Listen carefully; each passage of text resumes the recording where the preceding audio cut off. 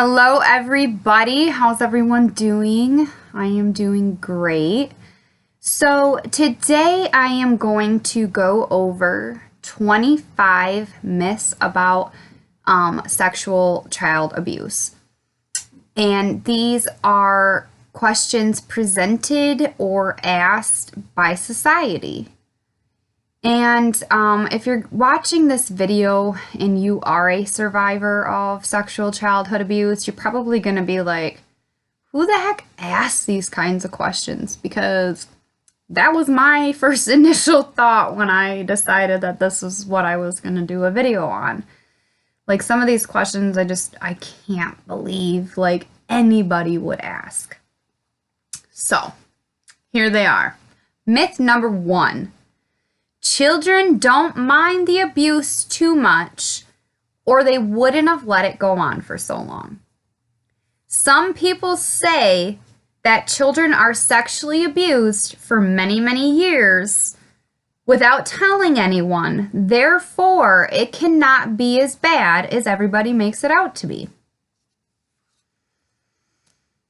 Children don't let abuse happen or go on.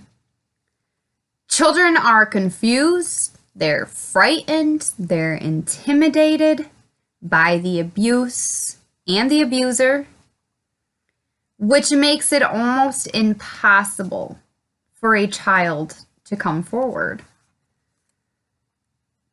Children do mind the abuse. Children don't want the abuse to happen, and children don't want the abuse to continue to happen for years and years. It is not something that a child has control over, and is definitely not something that a child just up and lets happen. I mean, children don't just scream, "Come out and sexually assault me, sexually molest or abuse me." That's not how it works. And for anybody to think that children don't mind that it happens, you need to take a big look around you and go online and do a little bit of research and educate yourself. Myth number 2. Sexual abuse only happens to children who ask for it.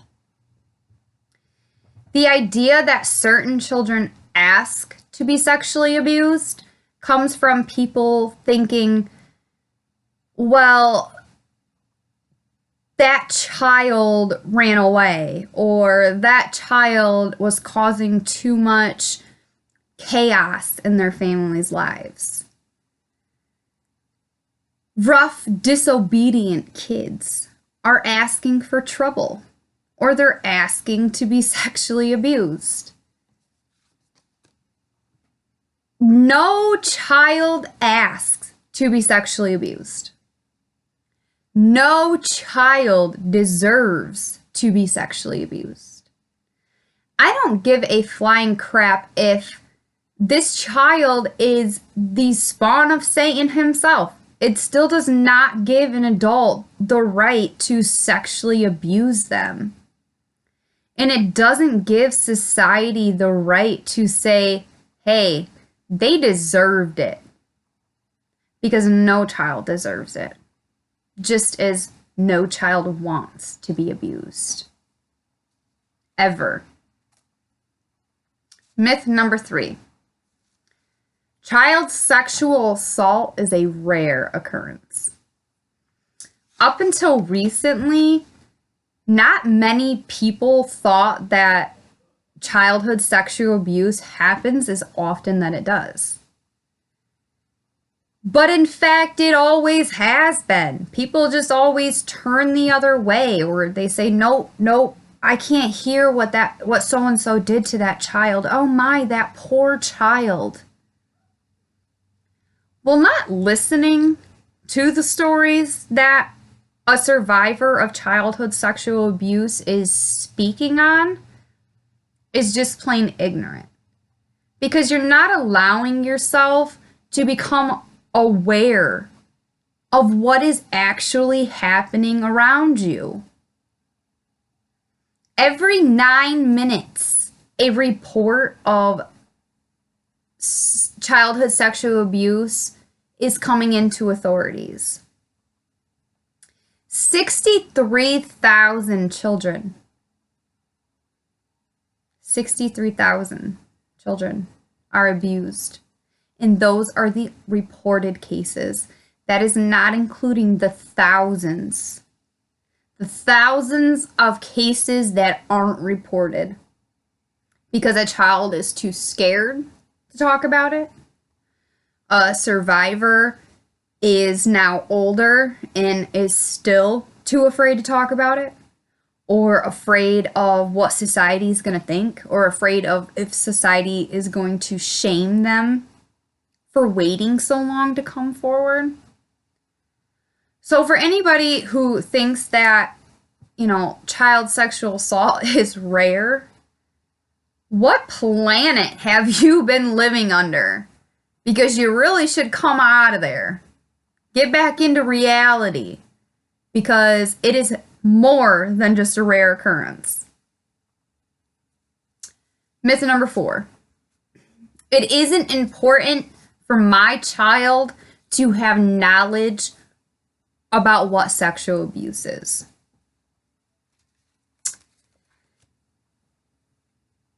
The reality is that it is so important. We teach our children safety all the time, whether it be safety crossing the street, looking both ways so you don't get hit by a car, or in case of a fire in your home, you teach your children safety routines to get out of the house. Why? For their safety. So teaching your child about sexual abuse is for their safety. Prevention works.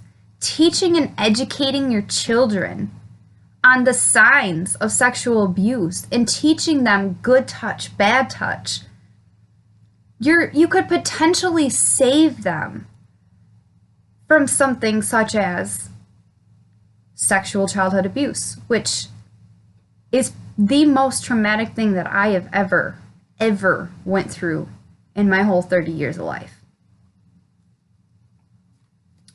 Myth number 5. Myth number 5. It's damaging or dangerous to give my child information about sexual abuse. It's potentially more dangerous and more damaging to withhold information from your child about sexual abuse. And again, educating yourselves, educating your children on the facts of sexual childhood abuse is going to lower their risk for being a victim. It is going to lower the risk to them potentially being sexually abused and not speaking out about it. Because that is one of the main reasons that children do not speak about it. Because they are confused about what is happening to them. So educating your children on what it is going to make them less confused about it. Myth number 6. Children who are assaulted sexually are sexually abused by a stranger. No. 93% of children who are abused by someone they know, someone they love, and someone that they trust. A family member, a friend, a babysitter, a counselor, a school teacher, a priest, a doctor, anybody who is close or gets close to a child has the potential to sexually abuse them. Myth number 7. Sex offenders are old and dirty men. No. Sex offenders can be young, old, short, tall, rich, Men, women, white, black, good-looking, or unattractive. Sex offenders can be anyone. And that is why we can never hold anybody to that low-level standard of there's no way they could be a sex offender. Because the truth is, you don't know. You just don't know. So just be aware. Be aware of everybody around you. Myth number 8. Incest only occurs in poor, uneducated families. The reality is, sexual abuse does not discriminate based on anyone's family background. You can be rich, you can be poor, you can be living in a, welfare household. It doesn't matter. Just because you think that people who are poor and uneducated sexually abuse children, educated people abuse children too. And actually, research shows that most men who commit sexual violence against children have at least 1 year of college. So think about that the next time that you think that it's only old, dirty men who molest children. Or it's only, poor families and uneducated families who abuse children. Myth number 9. Children provoke sexual abuse through displaying seductive behavior. Seductive behavior is not the cause. Responsibility lies solely on the abuser. Children are not psychologically prepared to cope with repeated sexual stimulation. They're not. Their bodies just aren't able to cope with everything that is happening to them. Just because, what do you consider seductive behavior in a child? Because obviously if you see a child who's only like 5 years old and they're displaying some kind of seductive behavior, there's a good chance that they're being sexually abused. No 5-year-old's gonna prance around with, oh, look at me, and flashing around their private parts. They're probably being sexually abused. And actually, now that I think about it, when I was younger, 5, 6, 7, I was always wanting male attention. Because it was the only thing that I knew was, if I could get a male's attention at 5, 6 years old, it meant that they loved me. Or they would love me. And that's just the reality of it. Children just don't go around acting seductive at a very young age, and, they're not being some kind of sexual abuse going on with them. Myth number 10. Men and women sexually abuse children equally. Fact, the majority of sexual abusers are men. While women do tend to do it too, but the majority of cases reported are men. Myth number 11. If children didn't want the abuse, they could have told their abuser to stop.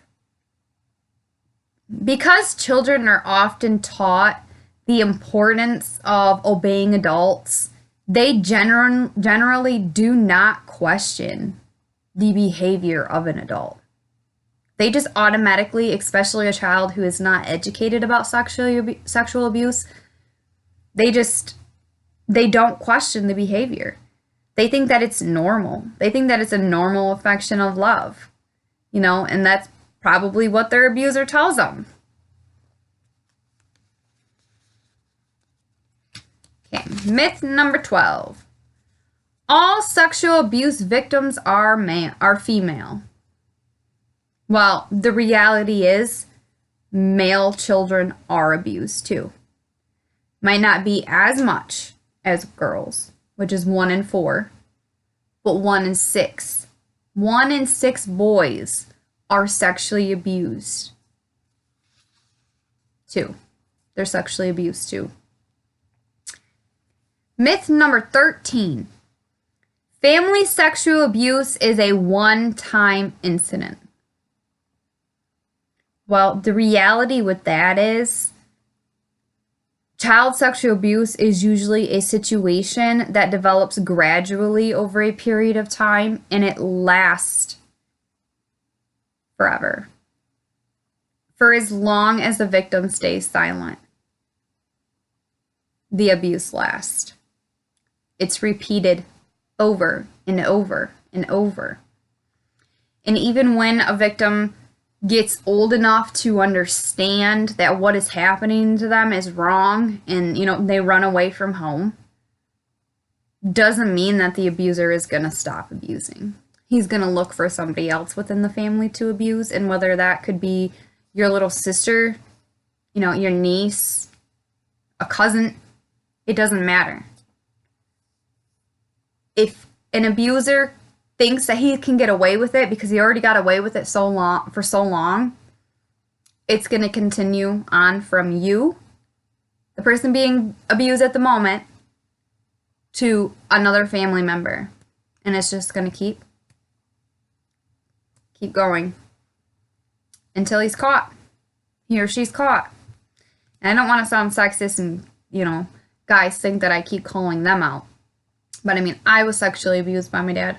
So he is just more of a comfort when I am talking about the situation, because obviously my abuser was a male. Myth number 14. In family sexual abuse, the non-offending parent always knows about it. While there are rare situations where, say you're being sexually abused by your father and your mother can encourage the abuse, your mother can know that it is happening and not do anything to stop it.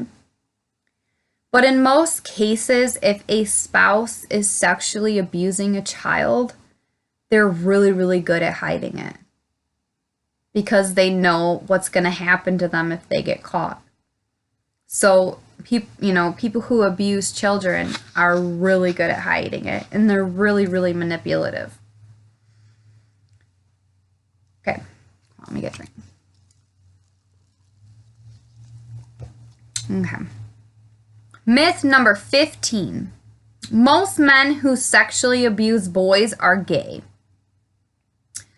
The reality is that most men are straight, and they are in adult heterosexual relationships, meaning they're in a relationship with a woman and probably have been in a relationship with the same woman for a number of years. It's just for some reason they sexually abuse boys, and it doesn't make them gay. Sorry, I got these written on index cards and they keep sticking. Okay. Myth number 16. It is only abuse if it is violent. Child abuse doesn't necessarily involve anger or violence. Abuse involves adults wielding their power over children and using children as objects. Sexual predators use children as objects rather than respecting their rights. Because an abuser is not going to care about the child's well-being. They're just not. All they care about is that power. And most times sexual abuse isn't even about sex. It's about power.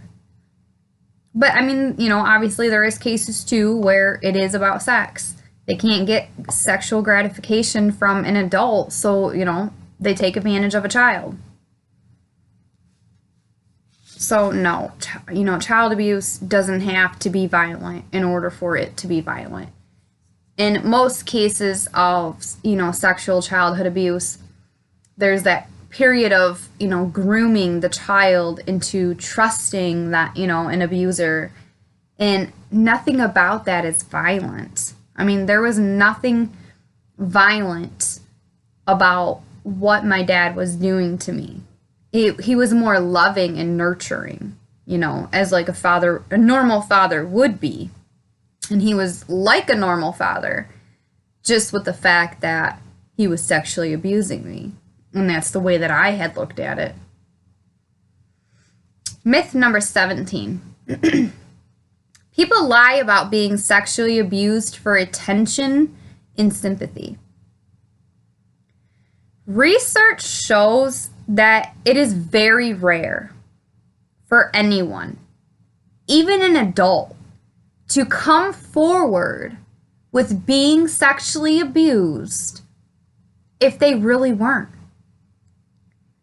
However, false negative reports of abuse are common.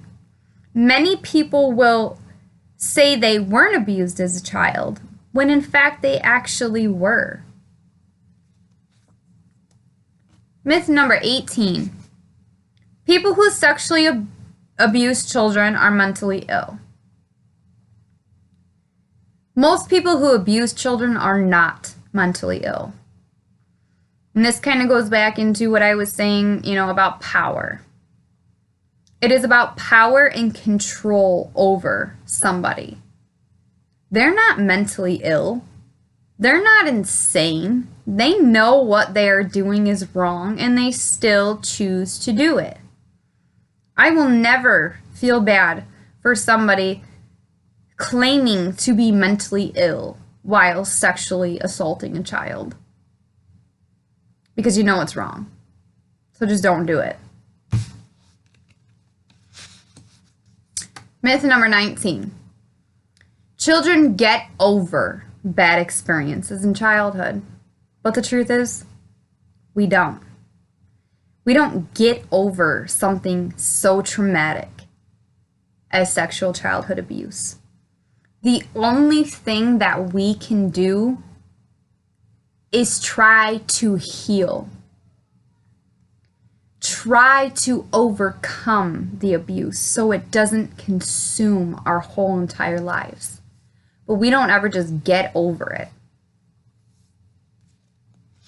And for anybody to ever tell a survivor to just get over it, or why aren't you over it yet, that is probably one of the most rudest things that you can ever do to a survivor. Myth number 20.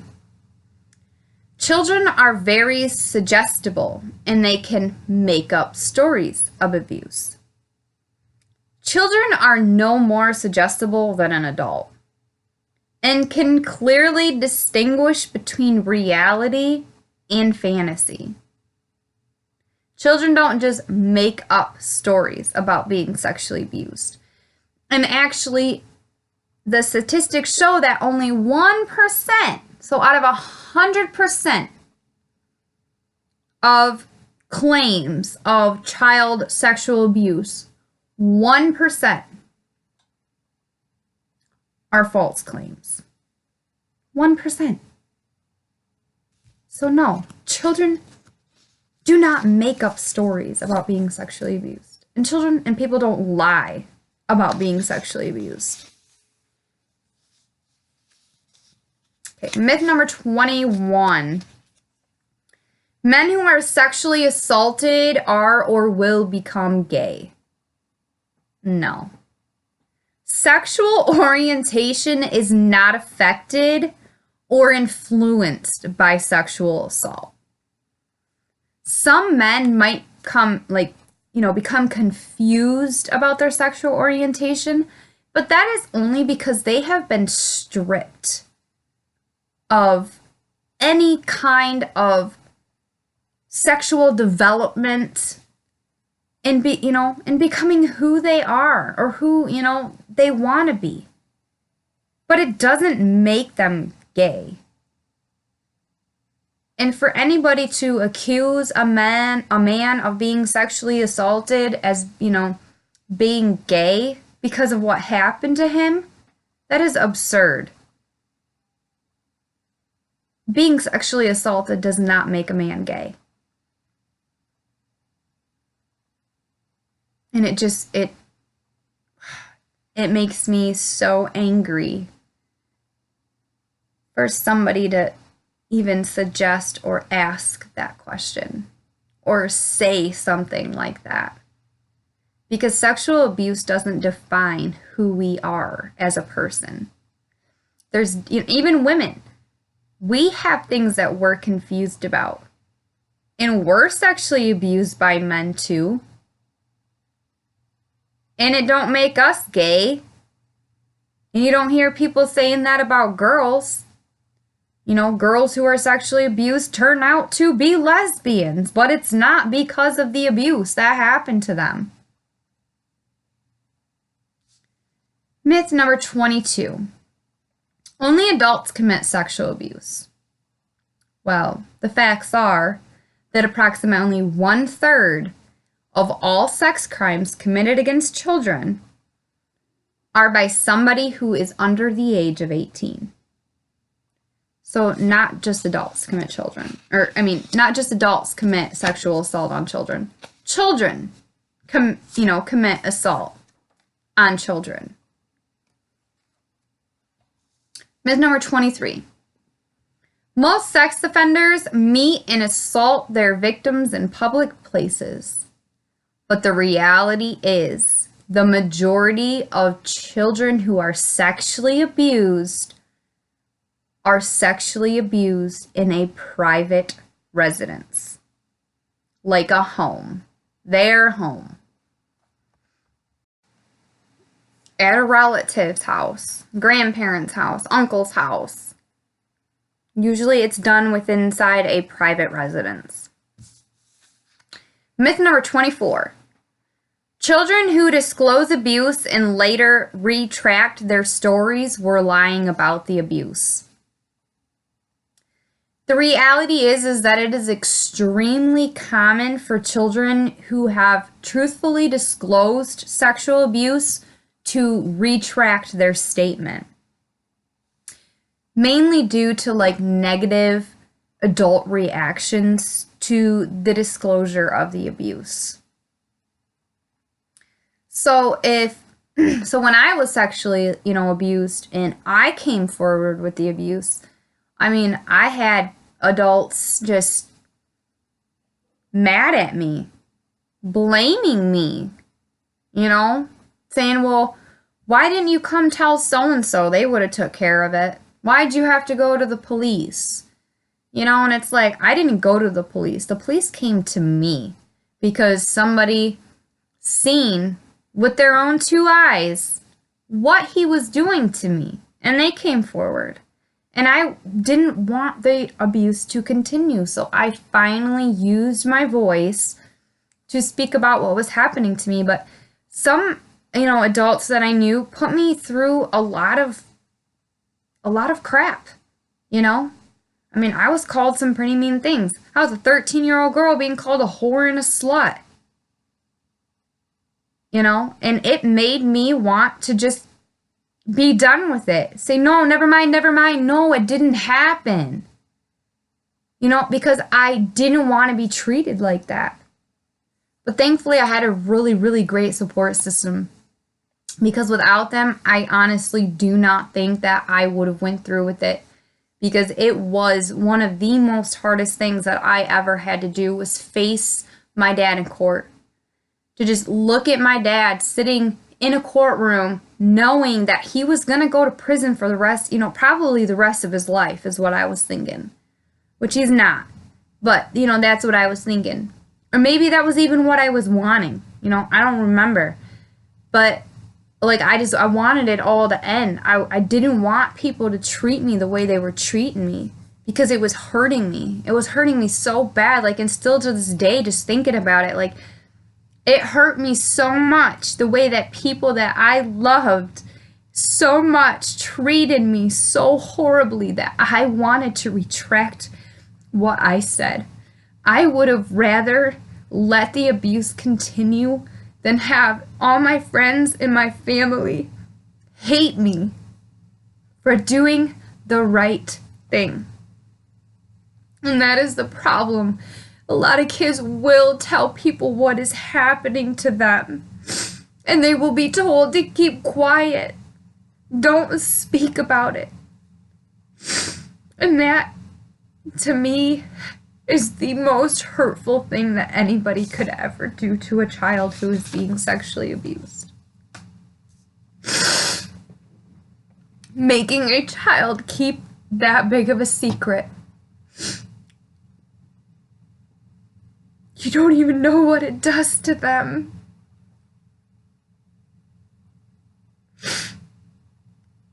Trying to silence a victim of sexual childhood abuse hurts. It hurts almost more than what the actual abuse hurt. For me, anyways. Not being believed.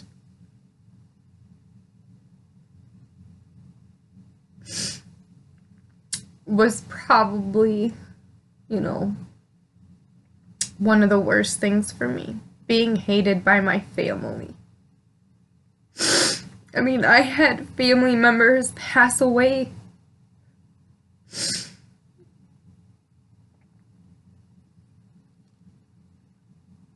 And they died hating me.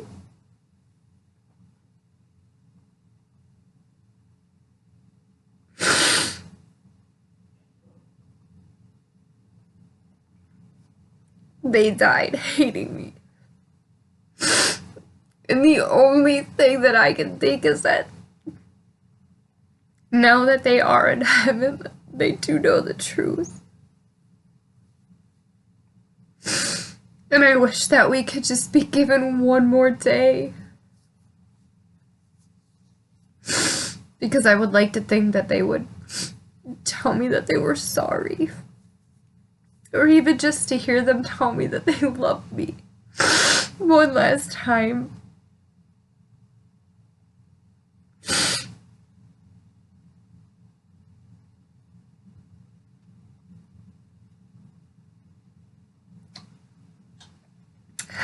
That would be enough for me.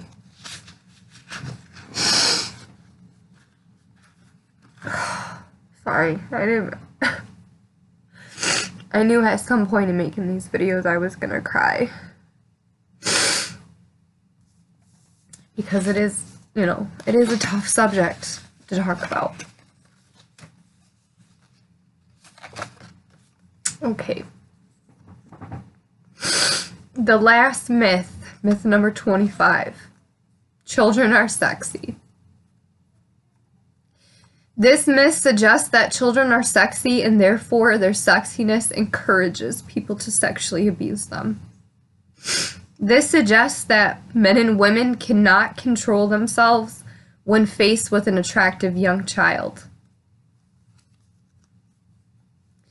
The truth is that we all know many children who are sexually abused. They're abused at a very young age, including babies and toddlers. So abuse, again, is not about how sexy a child is, because who could think that a baby or a toddler is anything but just a child? Who could sit there and think that a child possesses some kind of sexiness like a woman does? Because they don't. Children are children. That is it. They're children. They're nothing more. They are not a sex toy for men and women to just take and use and abuse for a long time. When you do that to a child, you are literally ripping their innocence from them. You are taking away any kind of childhood that they ever could dream of. You are taking all of that from them for what? For power? For control? For your own sexual fantasies? For your own sexual pleasures? Because you are, socially unavailable to get sex from somebody your own age, so you have to use a child for that? When is it gonna stop? When is somebody going to realize what they are doing to children? When are sex offenders going to realize that their victims live with what they do to them for their whole lives? Why can't they take children into consideration when deciding that they're going to do these kinds of things? Why didn't my dad take my feelings of how it was going to affect me growing up into consideration? Why couldn't my dad have just been a normal dad? And I've read over police reports and things from the time that he was arrested, and I had seen that when he had to talk to the detective, one of the things he said was, well, I've been drinking a lot. I've been drinking a lot lately. I guess I could have maybe sexually abused my daughter and just not remembered.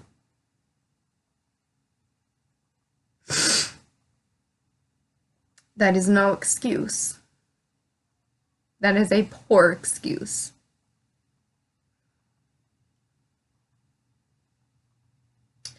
So these are 25 myths that hopefully now non-survivors can take into consideration the truths behind, the questions that they ask or the questions that they think. Thank you. Thank you for watching.